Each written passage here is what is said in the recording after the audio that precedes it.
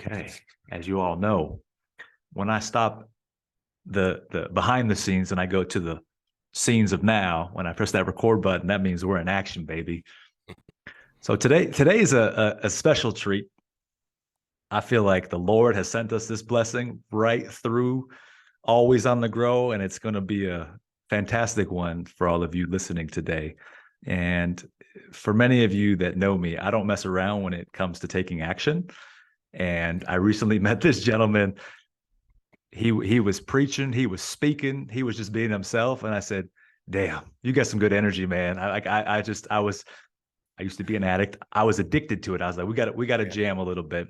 And then I asked him, and he's like, "Man, I would love to." And so, ladies and gentlemen, I have the wonderful Tracey Armstrong in his house with us today. Hey, My Manny, man, welcome, this is brother. awesome. I love how you are on the go because you're like, I'm like, yeah, let's set that up one time. You're like, well, there's no better time than now.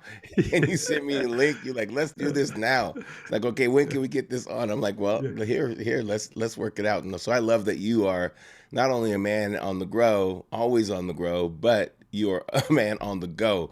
You're ready to make it Yeah, happen. yeah. So it's exciting to be a part of your tribe and part of your team. And yeah, it's a privilege. Thank you for the invitation.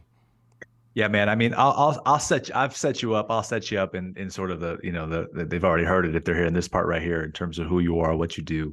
But your point well taken right there with the always on the go.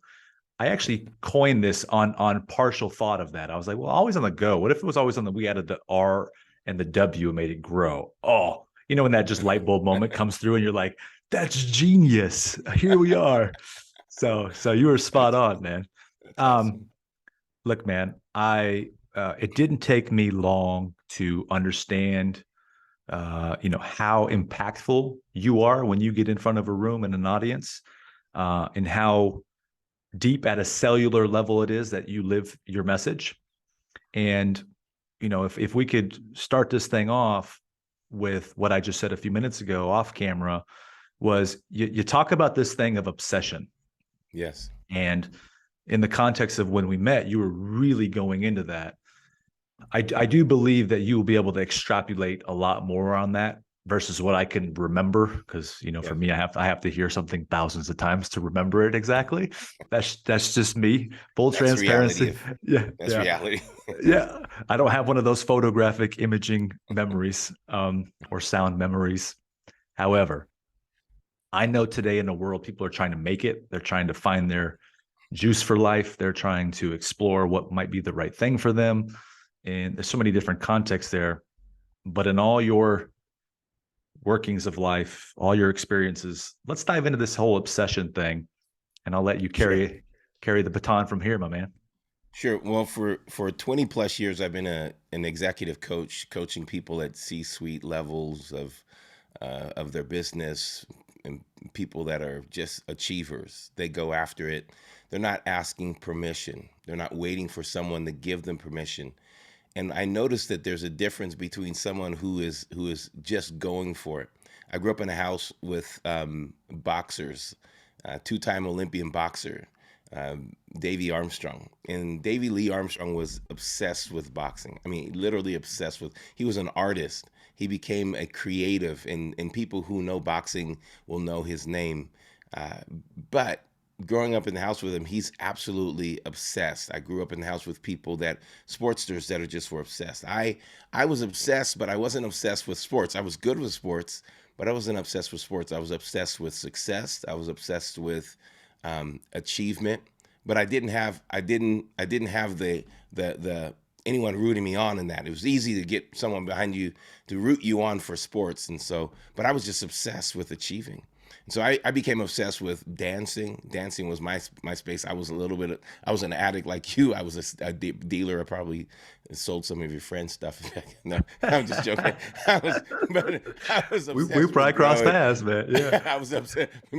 I was obsessed with growing different things, and so with this understanding, obsession, I when I started to help people and I started to work with people, and people who wanted to do things. They had dreams, they had something to accomplish, but there was no one in their corner rooting them on. There was no one celebrating them. And I had to be honest with them and say, listen, the people that I know that are obsessed, that are winning, no one's really rooting them on. They're just going. They're going. They don't have apprehension. They don't have hesitation. They don't have those things. And it's, some people say, well, they're narcissists. Maybe, but maybe they're not. Maybe they're just obsessed. Maybe they're just energized from an internal itch that they have to scratch, and they don't know actually why they want to do it, but it's in them. They have to do it. Why does someone like Manny, who has a beautiful wife, beautiful child, why are you now always on the grow? Why is this happening? It's because you're obsessed with helping people. You're obsessed with taking the best of a person and making sure that they can achieve it. They can live it and rock that at the highest level. Well, that person is someone who's different. Obsession is been kind of deemed a weird word unless you talk to the highest level of sports stars, right? Right. Kobe Bryant would say, I'm obsessed. You have to have obsession. You have those people who it's okay for them to say it, but someone who is, just living a normal life, it's not in their mind okay to say, because that's the weirdo that's poking their eyes through the window, right? Their obsession. They're stalking someone on, they're doing setting up some kind of weird kind of catfish going on, right? But you have to understand that in this season, if for achievers, we have to be obsessed. And obsession is this. It comes from the word obsessio, a Latin word, which means to barricade or to besiege something, to surround it and give your full attention to it, to let nothing in that shouldn't be in and nothing out that shouldn't be out, right? So this is important, that it's talking about a level of focus that is so given to a drive. You're so driven with this focus, nothing can distract you. There's a story in the Bible. He said, I'm a preacher of success. So there's a story in the Bible that Jesus is headed to a place that he's supposed to go, but he has to go through another city. As he's going through this city, the Bible says that his face was set like flint, or his face was set to get to Jerusalem. His face was set to get there. And the people that he was talking to, it was like this. He's talking to you, Manny, and he going, I love you, Manny, and he's looking around and he's looking at where he wants to go. You can almost not hold him there because he's so busy about where he wants to go. And it says that the people there couldn't receive him because his eyes were so set on the next place. And sometimes we need to know that we will be set on something so much bigger than where we are. It's hard for people to receive us where we're living right now. Sometimes we feel like people have rejected me. But it's not rejection. You're just so focused on where you're going. They don't know how to handle that kind of energy. They don't know how to handle that kind of purpose and that kind of focus. And so they can't help but reject you. They can't help but say, you know what? You're so busy heading somewhere else. And so obsession is something that is extremely passionate. I want to use that word passion for a minute, because there's people that say to me, oh yeah, I'm passionate. I'm like, no, I'm not talking about passion. I'm talking about obsession. There's a complete difference between passion and obsession. Passion still waits for permission. Obsession doesn't wait for permission. There is no hesitation for your goal when you're obsessed with it. So that's a little bit. If you want me to go on, I keep going. I can talk about obsession all day long. No, go, brother. Please. No, you listen, man. I know you could talk for the whole hour straight, which by the way, that would be the podcast. I'd be like, we're good, man. Keep going. Hey. So the thing is so many believers and so many people who are people of faith, whatever your faith is, if you're listening or watching, you need to understand that God gives permission. God created you. In the beginning of the Bible, he says, I create you, and he says, I bless you to go multiply. I bless you to be always on the grow, is what he said. Multiply, subdue, have dominion, overcome, be fruitful, let no hesitation be in you. So what happened is there was a sneaky critter in the garden who said, you know what? I don't think God meant that you should live that way. And he put hesitation in us. He put doubt, he put insecurity, he put inferiority. None of that is from God.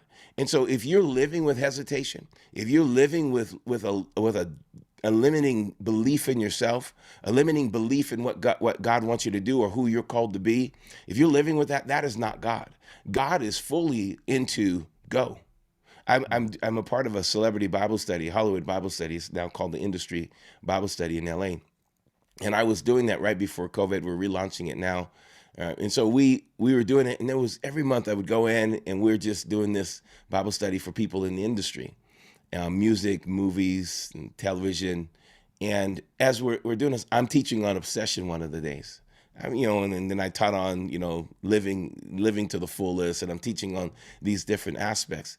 And then there's this rap artist just sitting in the back like this. He's like this, just looking at me. And every month he's there, but he's looking at me with these, like, he's side-eyeing me, right? He's side-eyeing me. He's like looking at me, and he's going, and he's just looking, and he's not catching anything. I think he's not catching anything. Then finally, the third month, he comes up to me, goes, man, I don't know why I'm rejecting you. I don't know why I'm just being, this way. And he goes, all I hear you say is that God's into what I'm into. And I said, yes. And you're telling me I have permission to be obsessed with my music, and God wants me to be obsessed with my music. I'm saying, God gave you that talent. He goes, I don't even know why I thought it was so difficult to think and believe that God wanted me to do this. I'm like, I don't know either. I'm just trying to tell you something good, right? Everybody said, what's good? Let me tell you what's good, right? The whole time I'm just trying to tell you something good, and you're giving me this side eye. And the fact is he comes to this realization, God's for me. Why don't I let God in my world? He thought the whole time God was going to take his gift from him. God didn't want him to be in his gift. I mean, like you, Manny, are natural talent of communication.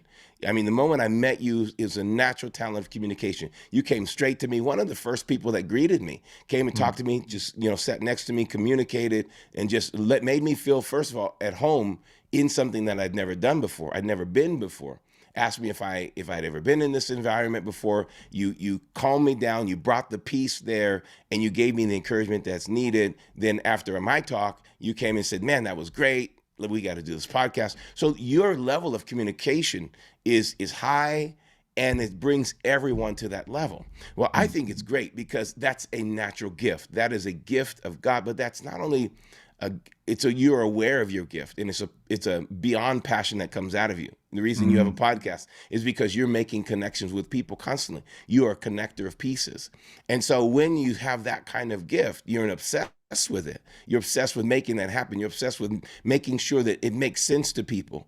That is a powerful gift, and God wants you to celebrate that. God wants you to celebrate, this is a gift that you've given me. I want to give into that. I want to do that. I want to make sure that I am doing exactly what God put me on this earth to do. And that's where the greatest level of success is. The people that I know that are successful, whether they're believers or not, whether they're Christians or not, they seriously are God's given gift to the earth. And I know it sounds weird, but God gives gifts to earth. He is giving gifts to earth. He gave gifts of people who are pilots. I'm under the instruction of a pilot now. I'm a pilot in training. So as I'm in there, I'm learning that this was a gift. Whoever created and understands how piloting and how flying and how aerodynamics, all that, I am completely thankful for God gifting them. I'm gifted. I'm excited.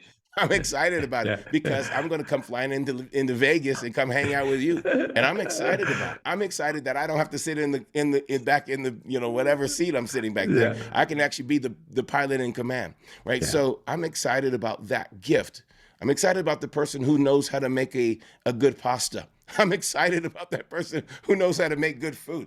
But I'm excited about the people who are obsessed with it, because the people obsessed with it, they become the people that we really want to go and eat from. They are the ones that get the highest level of compensation in that field, right? Anyone that's obsessed gets the highest level of compensation. We're here talking about growing. We're talking about increase, which means money. We all should want to make some more money, right?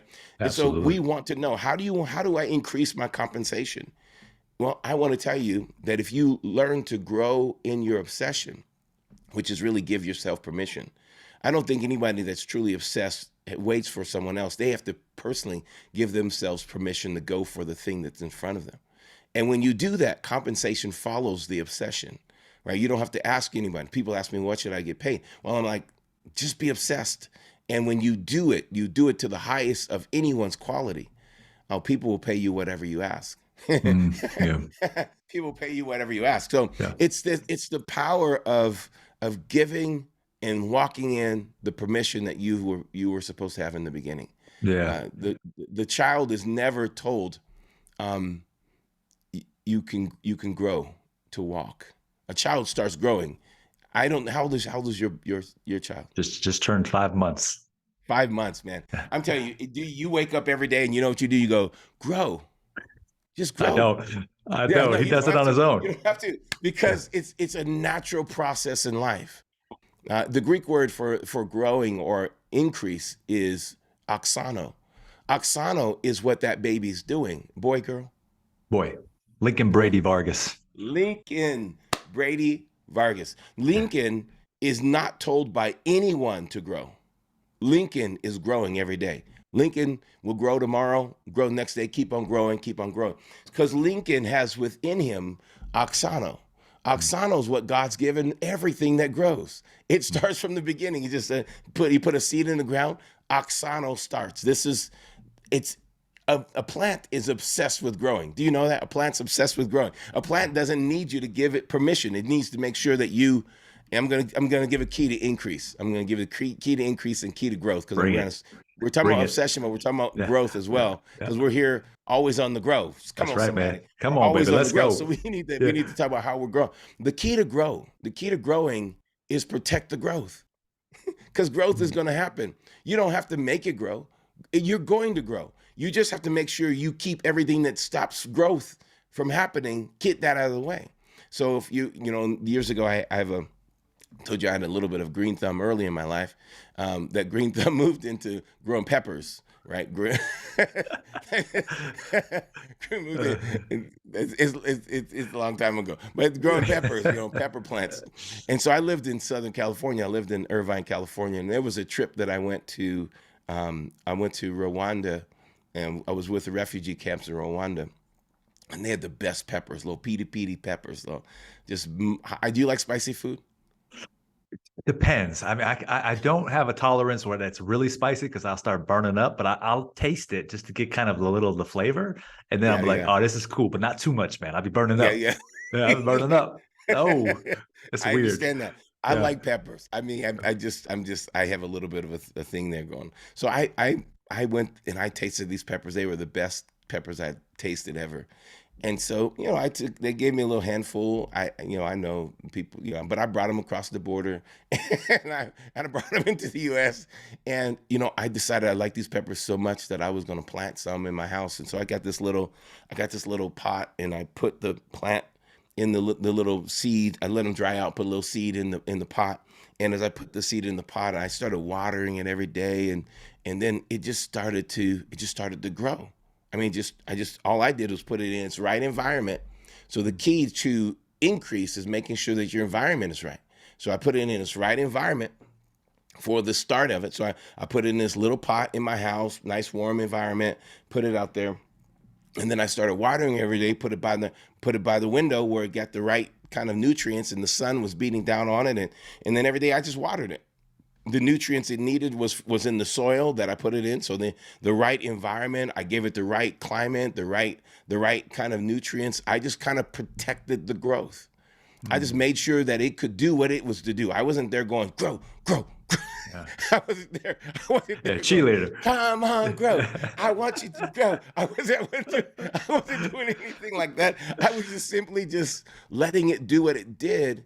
And I was just providing the kind of protection it needed. It needed enough water that it didn't burn up. It needed the soil to be planted in the soil so that the pressures of the soil would continue to beat against it and would cause it to break out. Sometimes we don't want pressure, but the seed that gets planted into a soil that presses against it, which causes the seed to press back against it. So if you're trying to get rid of pressure, then you're getting rid of the very key to growth. And Mm. so that seed starts to press against it and it starts to break out. And it's also very much interesting that it's in a very dark place. It doesn't see everything clearly. So it starts to stretch out to the heights and starts to stretch out to the depths. And so these are the elements that we need to keep in our lives. I wish I can get rid of all pressure. You know who people that don't grow are the people that try to get rid of pressure. The Mm. people that don't grow get rid of the uncertainty in life. You need to keep uncertainty to be a growing person. The person who's reaching out in faith going, I don't know what's next, but I'm pressing over there, right? And I don't know what's up there. And that just sounds like a seed, doesn't it? I don't know what's down there, but I'm pressing out. And you're trying to root into something new and you're trying to grow out of something. That's the pressure. You got to keep the pressure.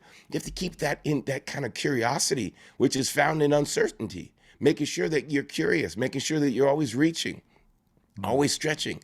And then when you break out, celebrate the springing forth. I love that a plant, when it breaks out and celebrates by just expanding itself. It breaks out with new dimensions of itself. Leaves start to come out and it starts to grow even more so. So I watched this plant just grew, and I realized oxano is in this plant. We watch a little Lincoln, and oxano's in Lincoln. As long as we feed Lincoln, as long as we take care of him, as long as we let him sleep, he's good. He's good. We take off the elements that are not supposed to be in any extremely hot, extremely cold. We take all of that from our plant. The oxano's there, right? That's the power of oxano. And so I want everyone listening to know that you have what it takes inside of you. You have everything that you need. You're just like that seed. But the thing is, we start to act like humans instead of act like things that are supposed to grow. Humans are supposed to grow, but humans are the only thing. If you look at a plant, you look at grass, humans are the only thing that decide in the middle of the day, I'm going to just take the rest of the day off and just chill and do nothing. A plant doesn't do that. From beginning of the day to the end of the day, the plant is growing. Right? The plant is constantly growing. At night, it's securing its root system. It's constantly growing. Everything is intentionally reaching to its highest, fullest potential. Humans have chosen not to go to its highest, fullest potential. A person like you are coaching in this environment, they are choosing to go to their highest, fullest potential because they're here in this environment. Humans are the only things that have the power of choice to stop growing. The power of choice to stop growing. So when we choose to always be on the grow, we're like a plant. We're like that open source, not closed source, an open source product that is going always, extending always. There's an entrance of supply and an exiting of energy, right? There's an entrance of supply. So we talked about peace earlier, just in our personal conversation. There's an entrance of peace. Why do I want peace in me? Is because peace allows me to fulfill a greater level of energy going out. Now the energy that goes out is a pure energy that burns purely. I'm still active. I'm still working. I'm still creating life, but I'm not creating life that's based upon anger or negative energy. It's based upon peace. So I can accomplish a lot in peace because I'm in peace. The people who I talk to are in peace. The people I negotiate with are in peace. Every contract I have is in peace. I'm not anxious. I tell salespeople all the time, so a couple of times I noticed when we were in this event together, a couple of salespeople that I encountered, they were so interested in the sale. I could tell that the peace wasn't there. And it makes a very desperate person who tries to sell some product without peace, even though the product is wonderful, is because they have something going on at home and they need that extra buck. And so that is ruining this opportunity for them to make that extra buck, is because they're not allowing just the true oxano that's in them, the gift, the grace, the hand of God, the peace of God that's in them, just to cause them to grow. The power of growth, increase, the power of increase. So when we realize that there's increase in us, there's increase already in that person. And if they would just allow the peace to say, that's going to be handled because there's increase in me. When I go and talk to someone, they will feel the increase on my life. And they will also then begin the increase because they feel that if they work with me, increase is on me because I am oxano. I am increase. I am growth. Come on, somebody. Yeah. Amen. Hey. I'm feeling it, man. I'm gonna pause every so often and let you break in if you want to. Yeah. But I am oxano. And when you realize that I am increase, I am everywhere I go, something is going to increase. Everywhere I go, something's going to increase. I have a friend, he says, at least what's good. He says, so, okay, how's God blessing you now? Because every time he talks to me, there's some kind of blessing going on. I want people to expect blessings to be going on in my life. I want them to go, okay, tell me what's going on now. What's good? Because that's what I want them to expect. I want them to expect it. But if they spend time with me, I want them to expect that same thing is happening to them. Something's always good happening. Something, Manny, you and I, we're buddies. We're friends. We're in this for long haul. We're working in the same team. The realization is we're going to grow together and we're going to bless each other and we're going to bless a bunch of people. We're going to bless tons of people. Why? Because we are Oxano. We carry growth. We carry increase. We carry prosperity. We carry this with us, not for us, but for the people we interact with. Sure. So we want to continue to do that. Yeah. So back to that plant, if I can, little pepper plant. I'm growing. That pepper plant is growing. It grows up and it gets a little bud, little flower bud there. And I'm like, oh, this is so exciting. And then there's a little pepper that grows out of the flower bud. Just one little, turns a green little pepper. And I'm like excited. And then it stops growing. It just stops growing. I'm like, what's going on? And so I'm thinking, I did hear that if you don't take these plants that are growing and if you don't put them in a larger environment, they stay stuck. The way to protect the increase is to give it a bigger environment, to take it out of a small environment. Give some of you listening, watching, are not increasing because you're stayed in the same small environment. You haven't given yourself a bigger environment. So I take it and I put it outside. There's a little place next to our patio, and I dig a hole and I put it outside, and I put it in the ground and I cover it up, and I'm like, this is exciting. It's going to just grow. It's just grow like crazy. Well, the realization is I didn't know when to put it outside. I should have known when to put it outside. The winter comes. I planted it outside at the wrong time.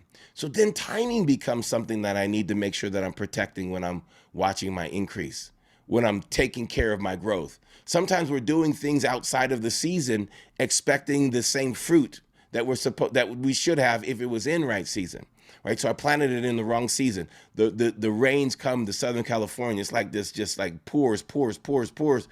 And I'm looking outside, and this thing that was growing, it now lost its leaves. It lost this one little piece of fruit. It just now. And I looked outside. I remember thinking, gosh, that's just a stick in the mud. It's just an absolute stick in the mud. And I just said, I forgot about it. Let me just be honest, Manny, I just let it go. Then I went on a couple trips, come back. I've been traveling, come back, and it's springtime. And now I see things growing out of that thing that was a stick in the mud because it's been waiting for its season.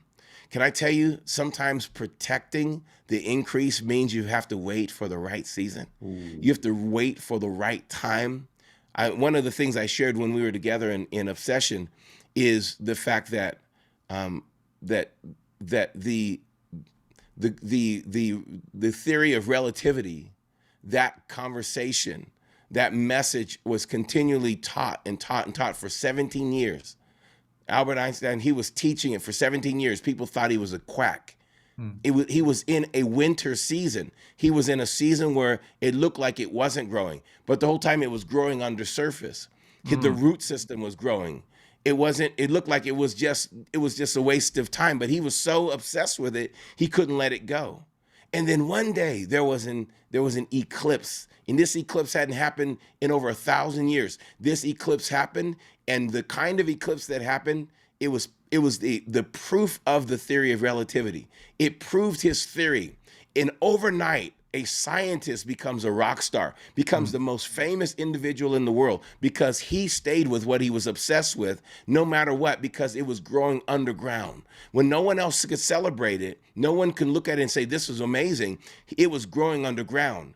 And it kept growing and kept growing and kept growing. The root system got strong. And then when that eclipse happened, that right day, that right season, the spring came, it exploded in people's minds. They realized this is what he's talking about. The theory of relativity is real. We see it functioning right there in the sky. And he became scientists became rock stars at that time. He became one of the most well-known people in the world. We know him still today because of this thought. He goes on and creates from that thought, the nuclear activity, all the nuclear bombs, everything comes from this idea. of this one, but he becomes a rock star. I want you to know your time of becoming a rock star is coming. You may actually be in a weird season, but just stay in this season. Stay connected with what you're obsessed with. Let your roots grow deep. Let it grow deep. When no one is celebrating, let your roots grow deep. Keep on working on your theory. Keep on working on what it is, because it's going to explode. One day, your eclipse is coming. One day, the spring is going to hit, and you're going to find out that Oxano has been working. The Wow. Oxano, remember, that's the word increase for Oh, growth. Growth is happening. You never stop growing. oh, When you're going through pressure, you're growing. When you're going through challenges, you're growing. When you're going through, doesn't matter what it is. Well, I end up watching that plant in my backyard just grow from a stick to an amazing bush. I mean, it went not from a plant but to a bush. It just started to take over my backyard. So much so that my next door neighbor could look out the back and see these red peppers growing on the back pepper bush. And he comes knocking on the front of my door. He goes, "What are those growing?" He's from Iran. And I said, "These are peppers that I received from then I got some seeds from Africa, and I planted them." He goes, "Can I have some?" Yeah, I plucked them. He comes back a couple of days. He goes, "Those are the hottest peppers." Now, how am I protecting my increase? See, the wonderful thing about creating fruit, being a fruitful person, is now you can pass it on to other people. Now you can give it away. Now I'm protecting the increase by not letting it just drop to the ground, but I'm protecting my increase by making sure that the fruit of my labor is actually celebrated and enjoyed by other people. I'm protecting the increase. I'm mm, multiplying it. Now he loves it. Now he's wanting it. If I wanted to make it a business, I could. I can keep on going and keep on going and let it increase until it consumes the world. The world is my playground with this level of oxano. So we all can grow. Everyone mm. has growth in them. Yeah. Little Yeah. Lincoln has growth in him, right? He has it. I'm, I feel like I'm growing as you're speaking into me, man. I'm levitating. I'm like Dua Lipa in here, levitating. You know that song? I don't know the song, but I can't sing like she can. You could probably sing better than me. Wow. Tracy, man. So much to unpack there. And by the way, the style of my show is just that, man. This is, first of all, I say my show. It's not my show. It's about you guys. Um, I want to turn this into a real coaching moment because I'm going to share Sure. something on the track that you just went down. Um, you referenced the airlines and pilots and that stuff. The funny thing about you saying that is that I was born in a hospital here in Vegas, but the house I went to literally after birth was right next to the airport. So I always tell the story. I grew up right next to Las Vegas McCarran International Airport. Wow. Um, Surprisingly, today, even as of my last flight flying back home from LA when we met a week and a half ago, I am terribly, deathly afraid of flying. And while all these growth things are happening, and while I'm making progress, and I know that there's that partial part of me that has this tremendous fear in the flight.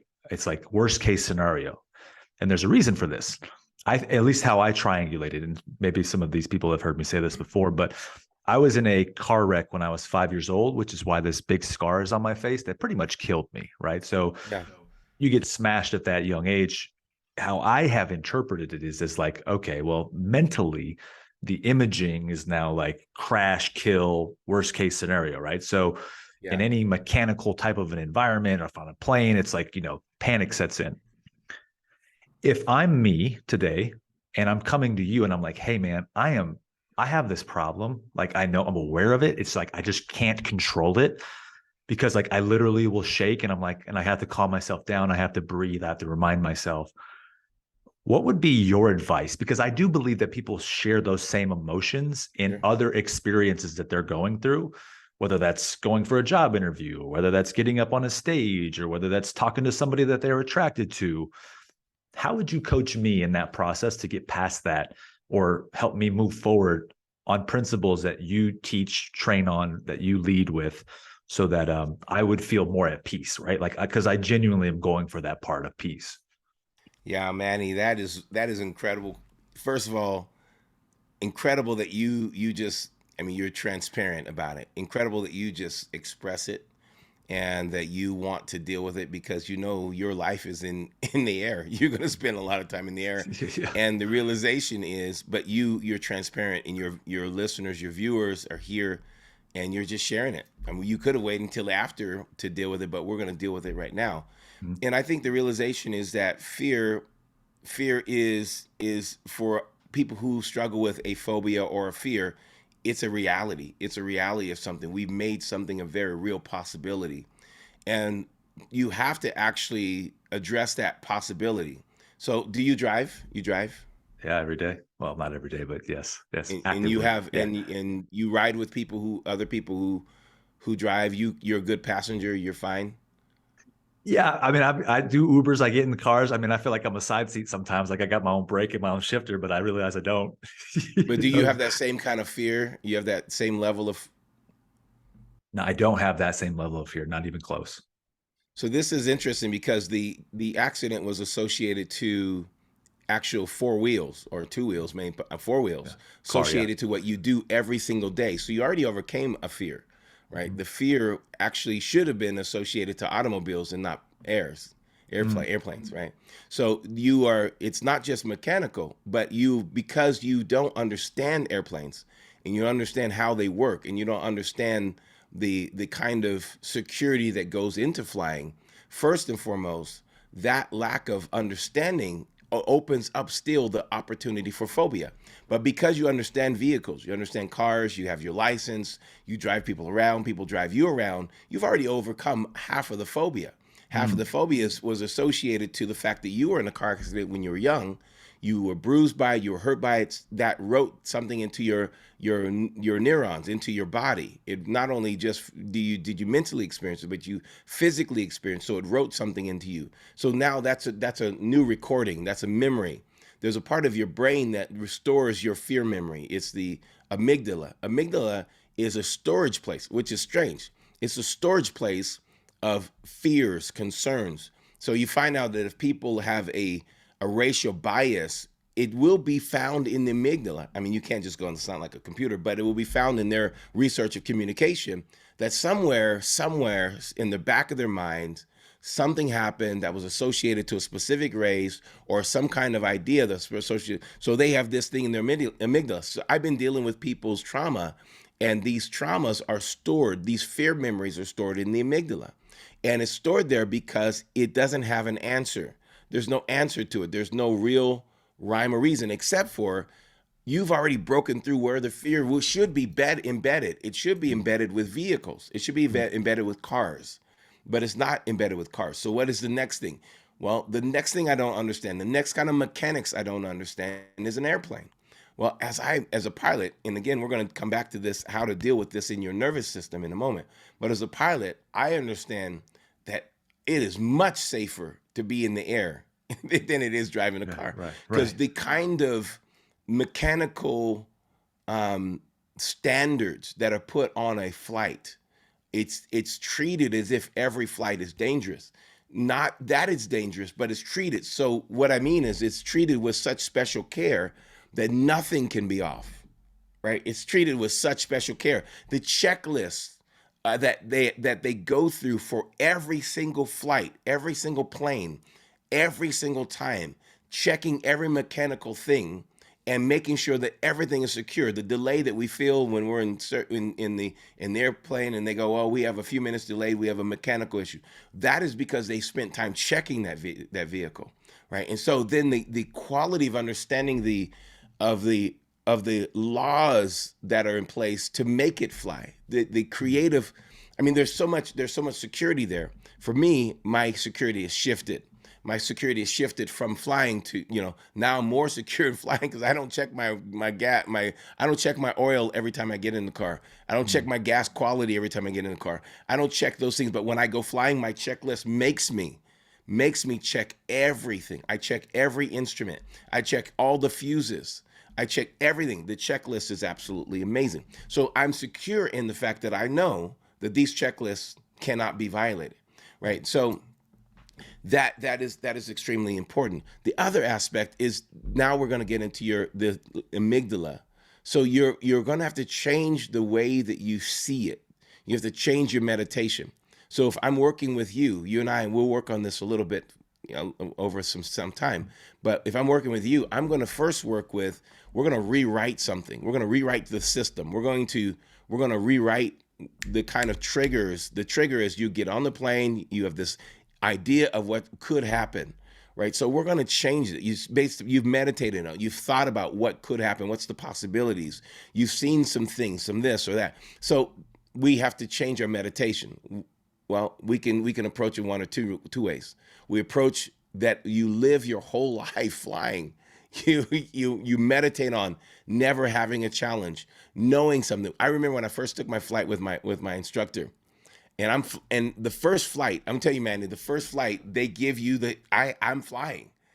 I have the wheel. I'm pilot in command. He says you're in command, and he takes off and lands, but I'm up in the sky, and he's just go this way, do that. I'm doing all of that, and I remember it goes, and the turbulence hit me, and I'm like this, and like woo, and it's dropping, and it's doing all this stuff, and he goes, "Have you ever been on a boat?" I said, "Yeah." He goes, "Have you ever experienced waves on a boat?" I go, "Yeah." He goes, "That's exactly what you're experiencing. A boat never crashes because of the waves, right? The boat never crashes. The boat crashes because a person is freaked out by the waves and they may crash into something. But you have to see the turbulence is only currents of waves in the air, and so it's just moving you along." And when he told me that, Wow. it took away everything. It took away all. I'm like, that's just a wave. Wow. And I've been on waves. You've been on boats? Yeah. Oh yeah. Yeah. Yeah. That boat, that after the first time you freaked out and you go, "Oh, that's just a wave. That's what happens." And you go, "Okay, that's what happens." Well, you realize that that's the normal aspect of it. When you realize that's a normal aspect of it, that's controllable, that's not out of control, then that's fine. And then so you just keep telling yourself. The other thing I want you to meditate on is what you look like full destiny, right? Full destiny. When you realize that you're full destiny and you are here placed on the earth with a reason, full destiny, your meditation is about what it looks like to see your grandkids. Your meditation is what it looks like to see your son Lincoln go through high school and college, and you spend that time meditating on that. It will literally bypass every fear on a flight because you've meditated past that. You've got to meditate to the place of a destiny that is so big that no matter what you meditate on, the reason I get on this plane is because of my destiny, I'm going to go and talk to 15 people, 30 people, 100 people, 10,000 people, whoever I'm talking to, and I'm going to change their lives. That's why I'm here. That meditation gives you a purpose for your plane flight. I'll tell you a secret for me. Even though I am a pilot, I'm a student pilot, every time I get on the plane, I touch the plane coming in. And I say, "I thank you, Lord, that this plane is a part of my destiny and anointed to carry me where I have to go to reach the people I'm supposed to touch." Wow. And that calms everything out. That's the peace that I give. And so at that point, I know that this plane is now enlisted in my purpose, right? I enlist that plane every time in my purpose. It's not a random plane. This is for me. This is, and you think, well, there's 200 people on the plane, and they're all safe because of me. You have to have a sense of purpose, right? And so so rewriting it, and then I'll give you this other thought, but it's going to be found in your meditation. It's going to be found in what you meditate on, and we need to build that right picture. And when you realize that fear and excitement are the same nervous system. So when you can stand up in front, I teach people how to speak. So I teach people the number one fear in the world is glossophobia, the ability to speak in front of people, the fear of speaking. So what do I teach them? Well, you're going to stand on a stage. You have a choice. Garbage in garbage in is the wrong information in, right? Garbage information coming in. that says you're going to trip, you're going to fall, it's going to be horrible, you're going to stutter, people are going to laugh at you. They're going to look, right? That meditation goes into the same nervous system. The heart starts to race, your nervous system starts to take off, you feel sweaty, you start to feel panic. That's because that image is feeding that same system. Well, over here, you go, I am excited to help people. I'm excited to transform lives. Oh, this is what I'm alive for. This is why I'm here. The heartbeat starts to pump. The hand starts to get sweaty. The energy is in the neck. All of it's the same. It's the same nervous system. It doesn't change nervous systems. You just change the image. I can either be afraid or I can be excited. Which one we're going to be? I'm going to be excited. Okay, that's the same nervous system, and then it now changes. So when we say, listen, we're going to get on that plane, and this plane is anointed by God, separated by God to get me where I have to go because God wants me to help people over there. Now that changes the imagery. Right? That changes the imagery. Now I'm getting a different meditation.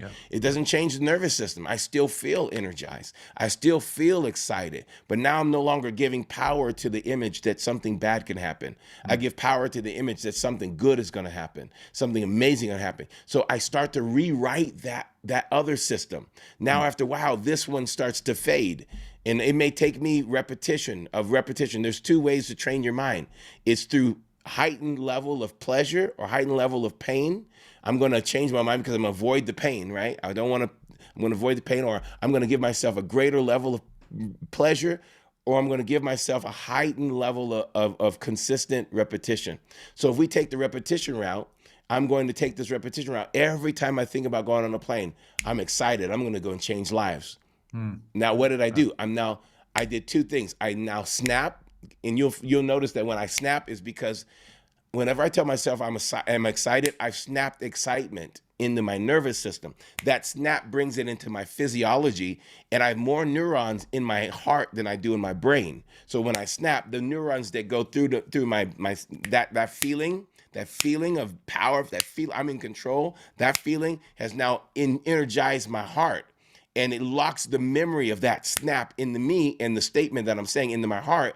And now I have a connection of my head and my heart, right? So if I have a phobia problem, it's because my head says one thing and my heart is doing another thing. I'm going to bring them into congruency. I'm going to bring them into alignment. And I'm going to say, today I'm excited to fly because I am going to change lives. Right? What I do, you can do a snap, you can do whatever it is. There's people, when they start to get energized with thought, you'll hear them, they'll take their pen and they're click, click, click, click, click, click, click, click.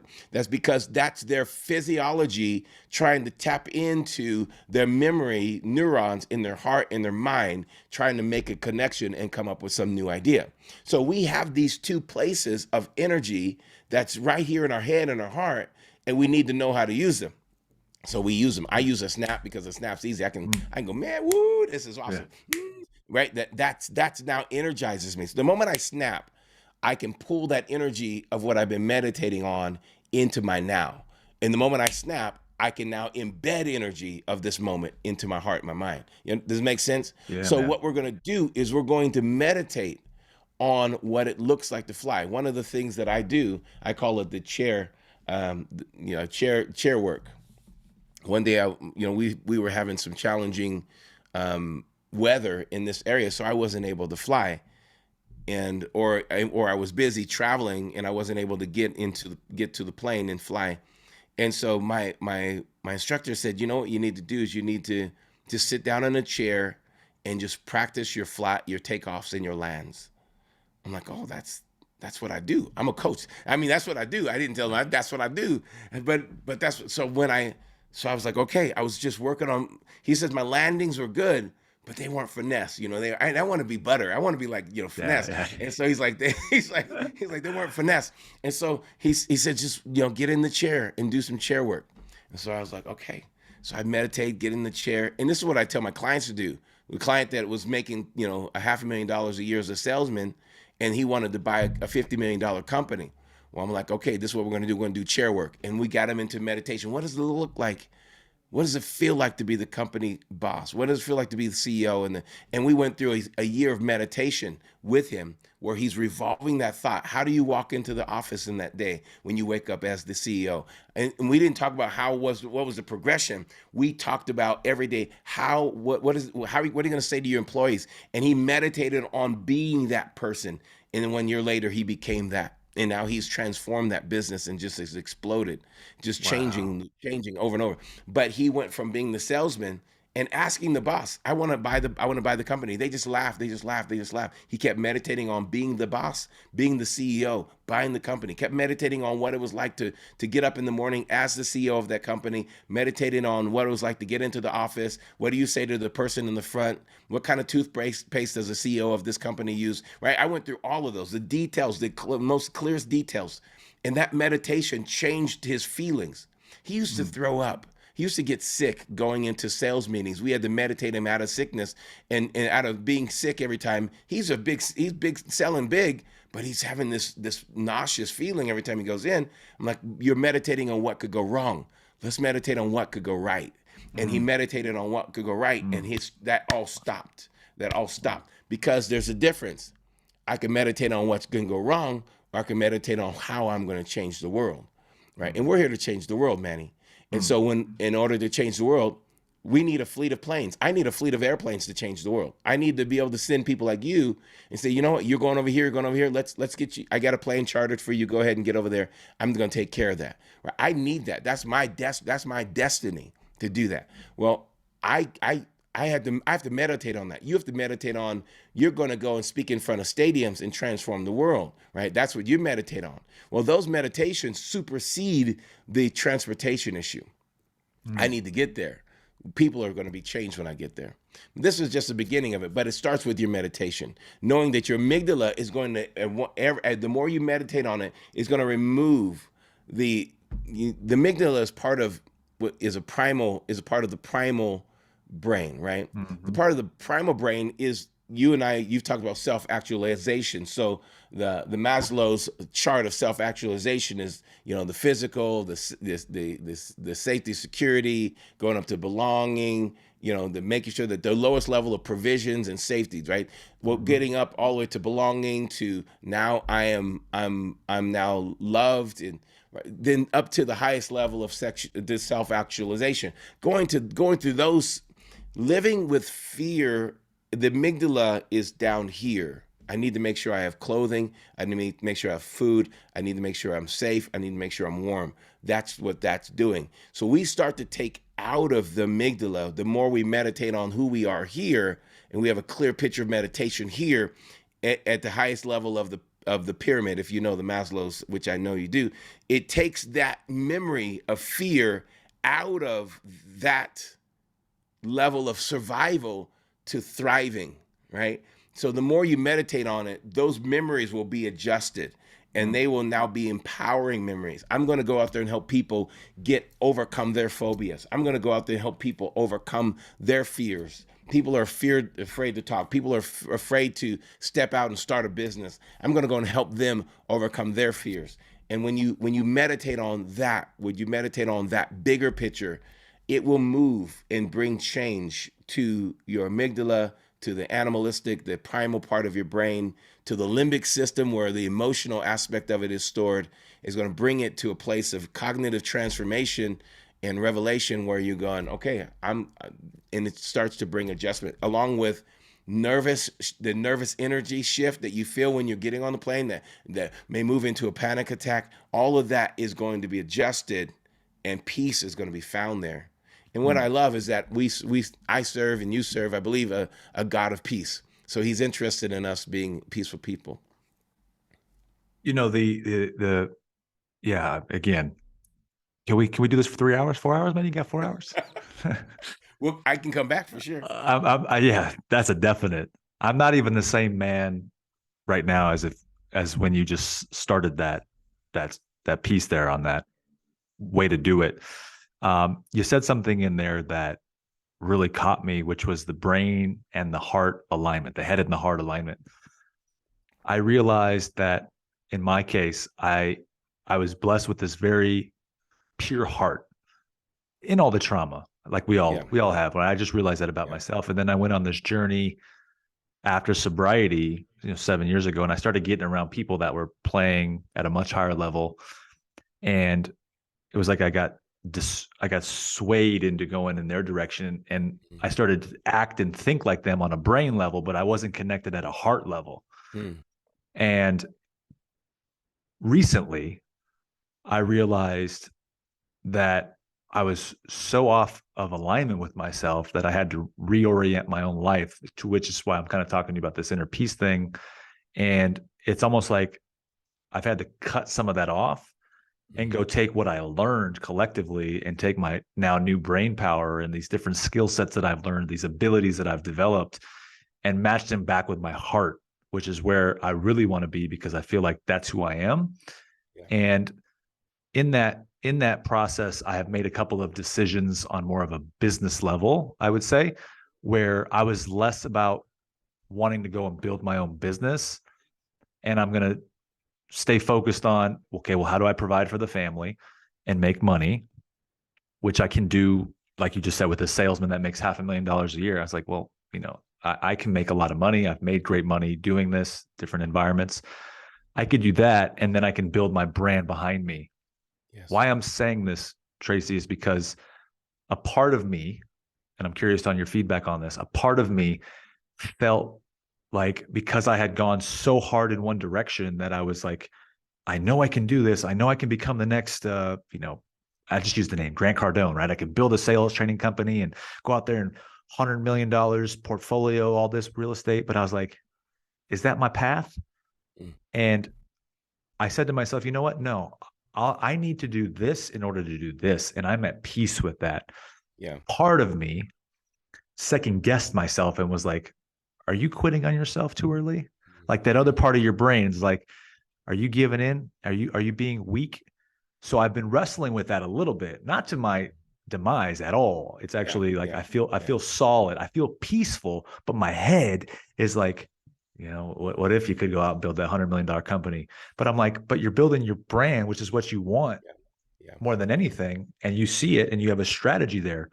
So question back to you is that difference of like, second guessing yourself, questioning yourself, how would you walk somebody through that to navigate that, so where they're not feeling like, dang, I'm giving up something to have something, versus like, no, this is like exactly where I should be, type of thing.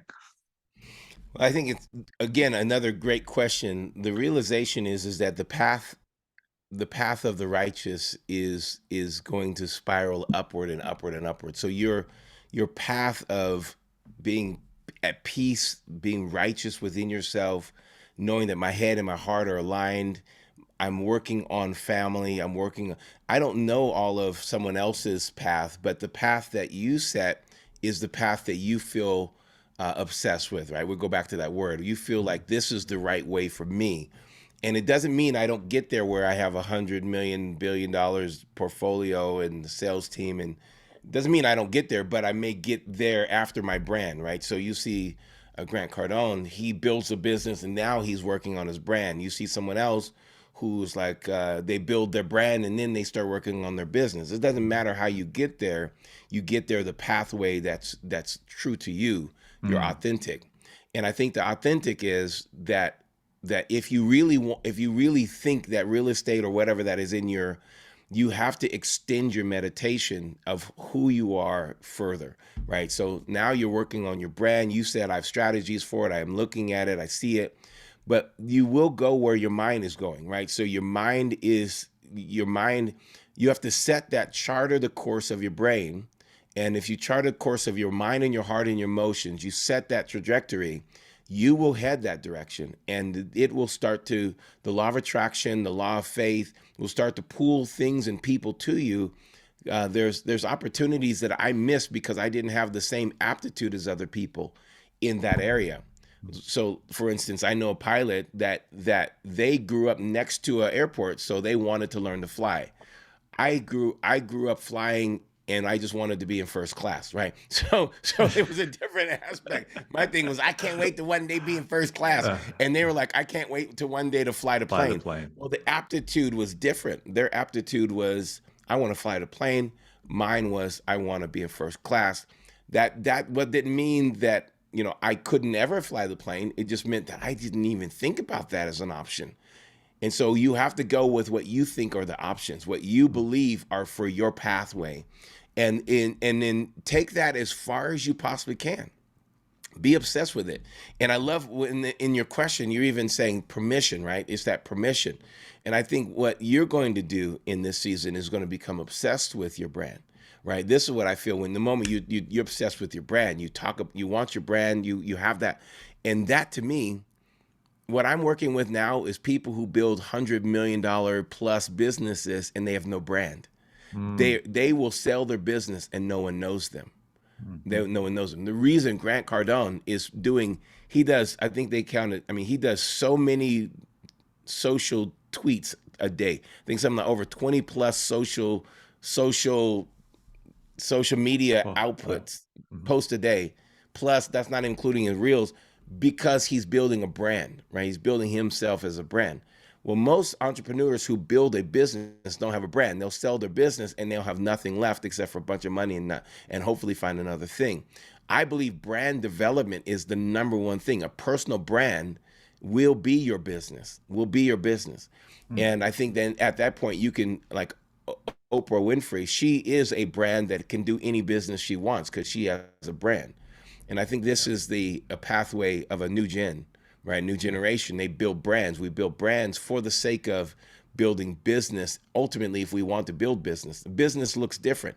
I mean, business looks different. We have every Yeah, business yeah, is gonna look yeah, different. yeah. You can get to the real estate piece so much quicker, right? For me, the real estate piece, I want a fleet of planes. I want a fleet, right? There's a whole different business that's out there model for you, and you may not even see it because of the technology and AI shifts that are happening right now. That the business that's going to make you the multi millionaire, possibly billionaire, may not even be revealed to you yet. And Hmm. so working on the brand is a smart thing because that brand can get you to a place where you can have that. So are you underselling to be a provider of your family? Never.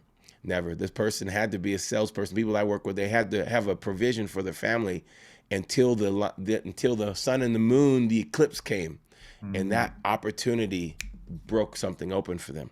So yeah, just be in that right position. Be ready for the eclipse of your life, yeah. and then that will be the takeoff. I think you're doing a great thing. Appreciate you, my man. Thank you for that answer.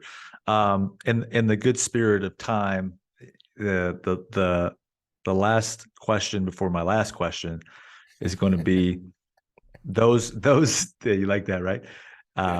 Those out there that are are they hear the message that you've just given us, they realize the growth, um, and I'm actually asking this selfishly too because I've experienced it myself. It's almost like goes back to the parallel of the turbulence where you're on the wave.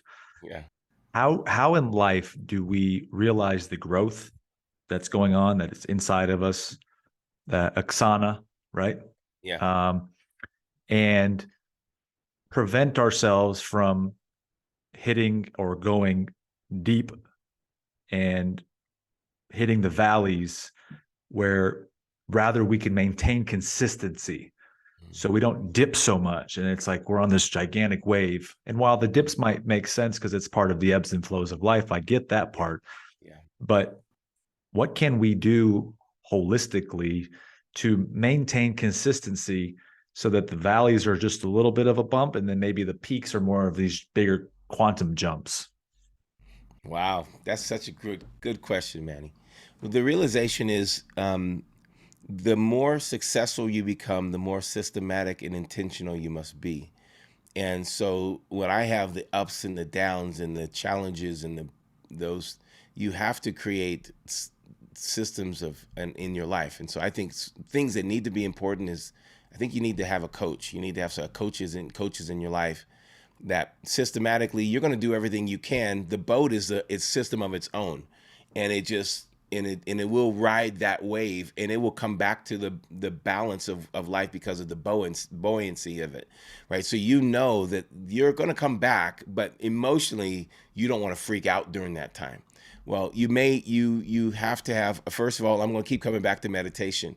You have to spend that meditation time, and I want to just tell you, the way I meditate, the meditation time for me is morning and night, especially if I'm pushing into something else, pushing into something new. I'm building a new capacity in me. I'm building that new capacity in the morning. I'm going through that meditation in the morning. I'm going through that meditation at night. And I'm doing it every day. And I'm building, rewiring myself. So that's building that meditation life. The second is building a good coaching life, getting coaching, making sure that you're dialed in, always on the grow, right? You're listening to that. You're capturing, you have your favorites that you're listening to that keep you in that stable balance. And then having a time of, what I think that a lot of people don't do is recreation, a time of recreating yourself. A lot of people I work with that are high level achievers, I make them take a day off. I make them get off at 4 o'clock at a certain time of the day. I make them stop working because they will work themselves into the ground. But that time of recreating will allow you to be strong during the most challenging times.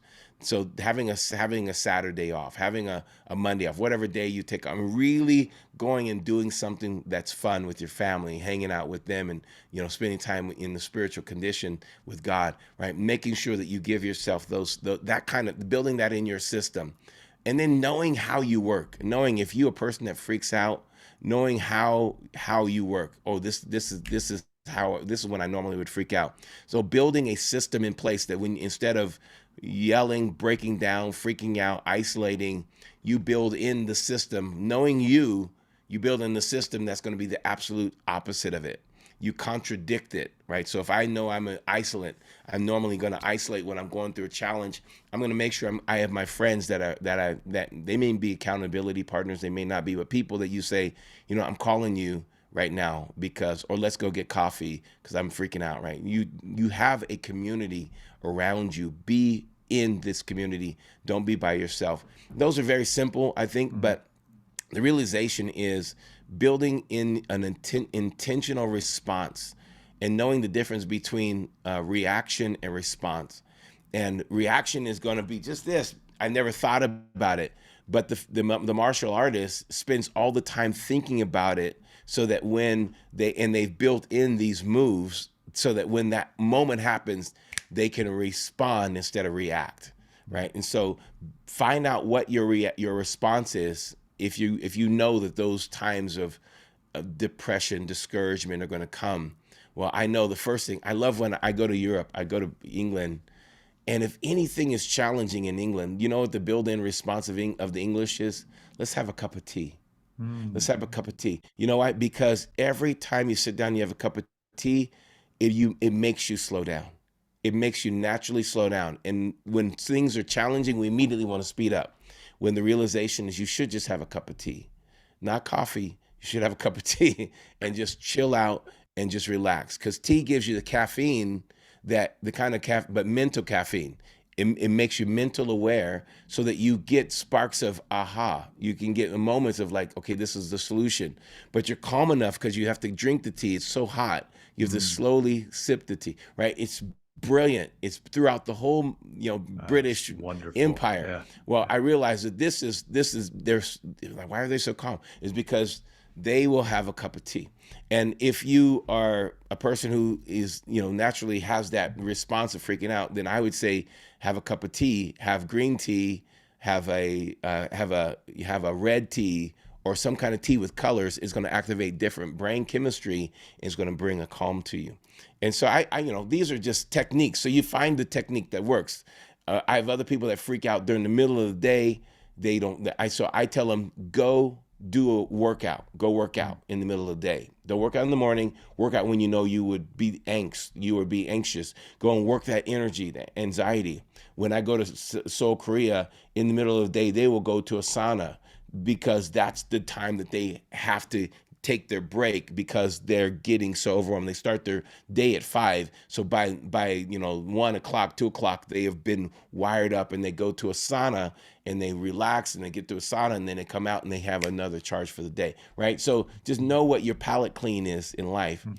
and just do it. Make sure it's physical, make sure it's intentional, and make sure if it's environmental change, it'll be great. I don't know if I'm that hits that mark of what you're wanting to hear, but it's got I to be think intentional. I think you've hit all the marks, man. I mean, I think we've got.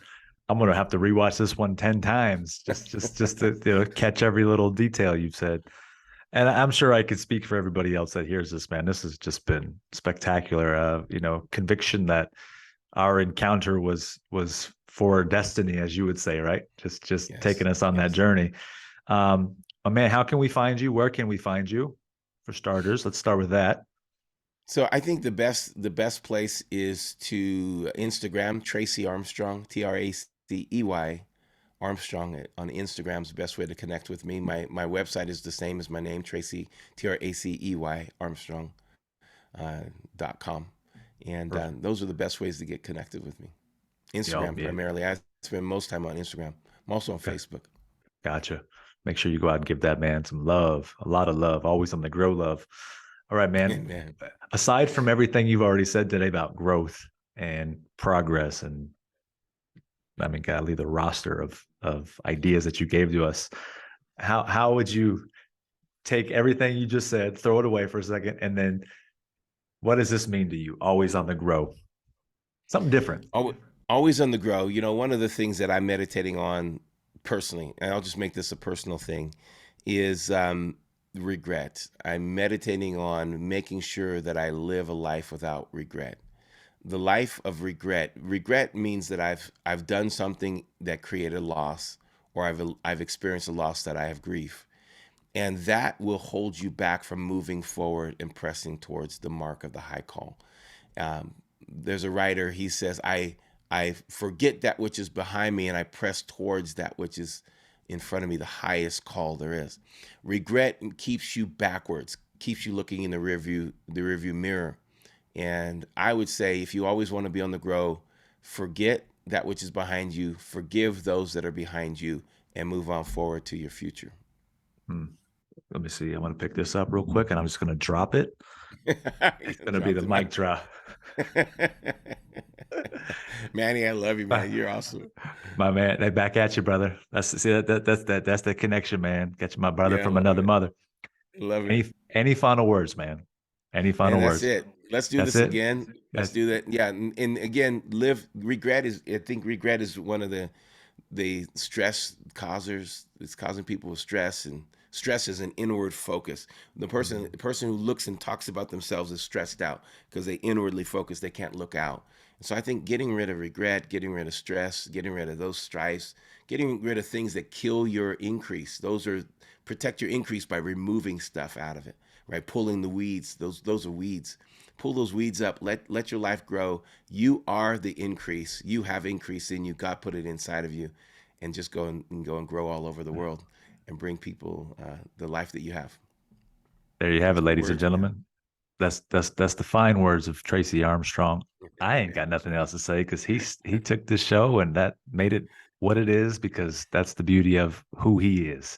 So appreciate you, man. Thanks for joining us and Appreciate you. can't wait to Thank you have for you again, my bringing man. me on. Thanks for bringing Yeah, me on, and thank you to all the listeners to hanging out with us. let's go get him, man. Amen.